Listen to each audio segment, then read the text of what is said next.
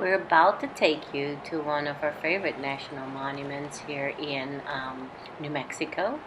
And we discovered this about 20 years when we actually stayed at this little RV park to the left. And a really nice little couple that used to own it. We liked the area actually so much that we bought a little land out here that we're going to be checking on too. Well, we're coming into El Morro National Monument. I think we're going to stop over by the campground and check it out. There's, I believe, 9 spaces there is all. And have some lunch there. Maximum length 27 feet.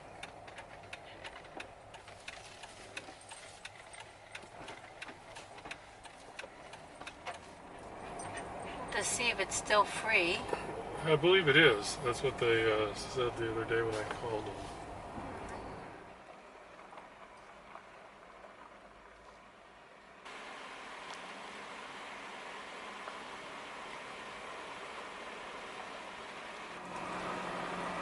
This one here.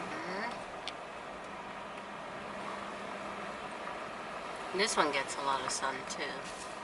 It's the one we used to have. That's a good spot too. That's actually a great spot. This number 4. Number 5 is for handicap. 5. And number 6 is kind of tight alongside the road here. And then number 7 goes kind of downhill a little bit. Number 8's pretty level. Number 8 and number 4. And then number 9 is pretty decent. So let's go ahead and go in and have lunch today. Except the picnic table's a little rough, but that's okay. Check it out. Oh yeah, this one's nice too. It's got a nice view. Oh, I like this side. Alright, 9 spots. Oh, it's not big, but it does have the fire pit and a picnic table and trash receptacles. They just turn off the water for the winter, but you know, most of the year you have water here too. Not on site, but close by in porta potties, so not too bad. Well, I think it's time to go check out the monument today. I do have oversized parking here, so if you come here with your RV and just want to be here for the day, you can do that. Some picnic areas.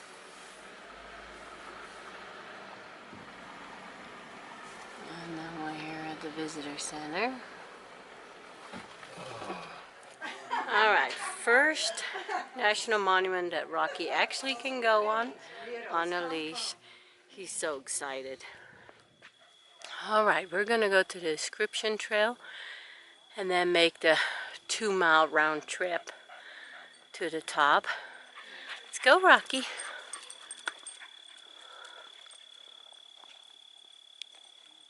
A sandstone bluff juts above the surrounding landscape. From here you can see how the spot came to be known as El Morro, which is Spanish for the headland or the bluff. So when they came to this area and they saw this, that's why they called it El Morro. Very cool.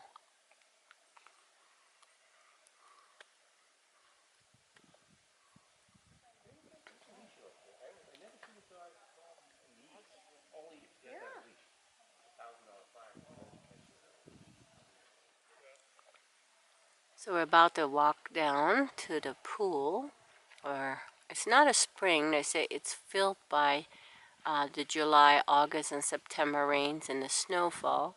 It's about 12 feet deep and it holds about 200,000 gallons of water. So this was a great source of water for the Pueblo Indians and the conquistadors and the pioneers that came through here. So we'll go a little closer so we can get a better look. Yeah, the Pueblos back in the ancient times used El Morro for a water source along their trade routes. the Spaniards came by, and there is a journal from 1583 that gives the first European record of a visit to what he called as the pool by the Great Rock. Definitely is a great pool, huh? Yeah, and that makes the start of nearly 200 years of visit by Spanish travelers. Wow.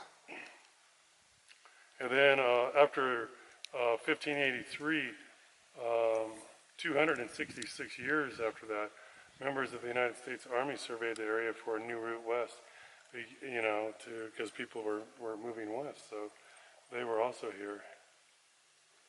Well, it would have been a good place to stop if you needed to have water, and it's nice and shady. Probably just because of the way it's formed right here. Yeah, but you got to be careful because in 1942, a heavy rock fell and destroyed the dam and filled the water hole. After removing 1,125 truck loads of rock, workers reinforced and lined the dam with concrete. This is the dam that you can see today. And so, must have been a pretty big rock that came Maybe over this there. one? Yeah, maybe this is part of it. Yeah, so...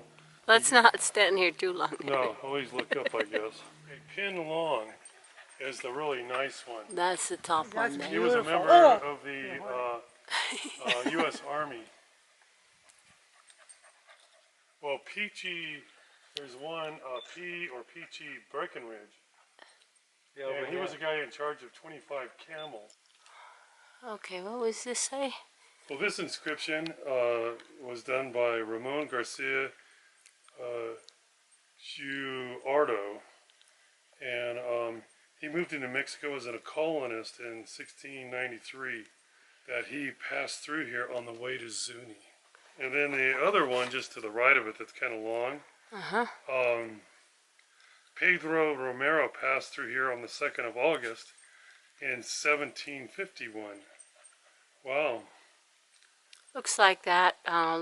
Some of them have been, you know, the little around the things. Right. The first taken park, off. I guess the first park rangers used number 2 pencils to darken them in so you could read them.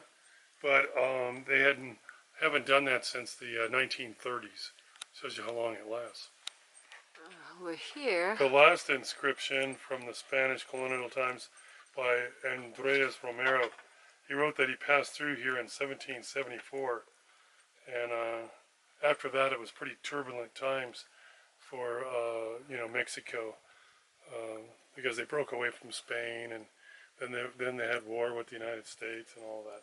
But it looks like over here, I see some that you really can't read so much. Well, here's some more petroglyphs. It looks over like. here is petroglyphs.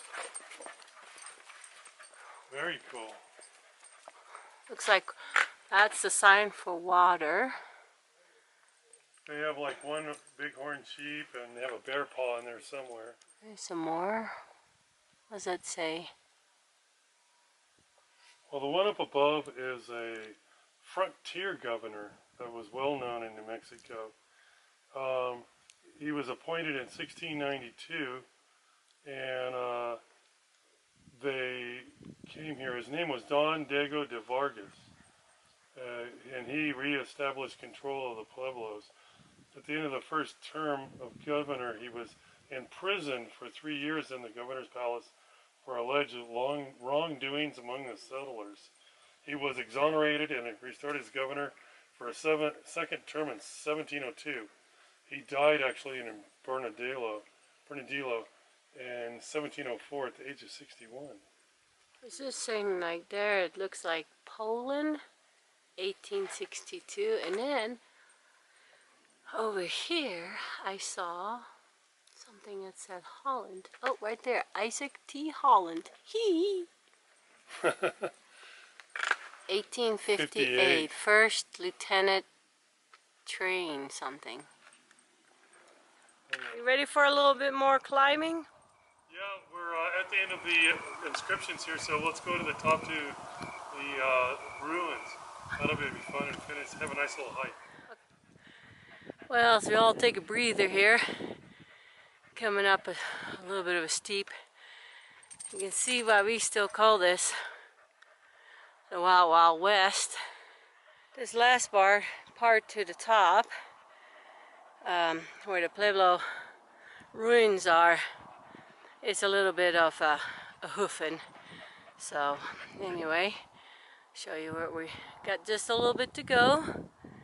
So I'll turn this off and let you see what we're finding next. Well, we have reached the top.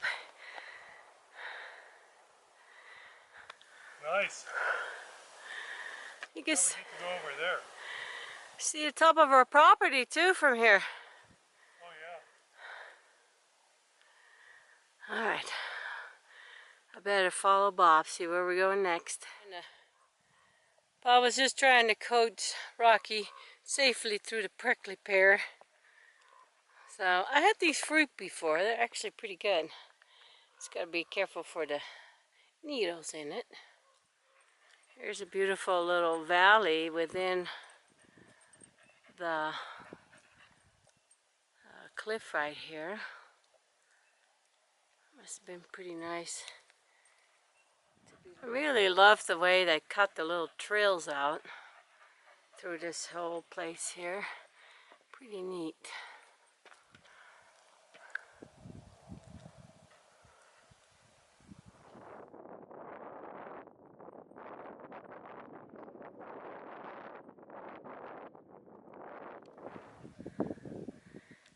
Some more awesome views. That's from where we were there just a minute ago. We made it to the other side. And still got a little ways to go. Sure looks like that a good vantage point from here. Pretty good place to have a safe haven. Top of the mountain. Looks like just that's the bandolier. Small rooms with little crisscross everywhere. Go from one to another. Yeah, these look like they were put into the ground maybe to be warmer and cooler. Yeah. Well, as we know from this area, it can get really windy. So the Pueblos that lived on the bluffs here, approximately in their height of their population, approximately 1275 AD. They were able to live here due to the water source that they have right here. And they estimated at the peak there was about 1,500 people living up here, 1,500 Pueblo people. Hope you enjoyed another episode of Your Wanderlust. It's been a beautiful but long day. See you guys next time.